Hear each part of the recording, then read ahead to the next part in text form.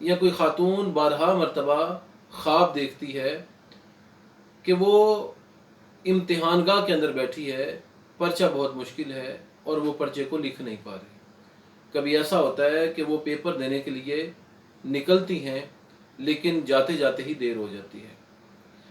इसी तरीके से वो अपने आप को देखती हैं कि वो पर्चागाह की तरफ जा रही हैं, देर हो गई है, पेपर में बैठी हैं लेकिन पेपर कर नहीं सकी। हालांकि पढ़ने के साथ अभी उनका कोई ताल्लुक कई सालों से नहीं है। तो मोहतरमा, ये ख्वाब इस बात की दलील है कि आपको अपनी ज़िंदगी के अंदर बहुत मुशक्क़त और मेहनत करना पड़ेगी। औलाद की तालीम और तरबियत के लिए अपनी जान को खपाना पड़ेगा। औलाद को कामयाब करने के लिए अपने सुकून और राहत को कुर्बान करना पड़ेगा।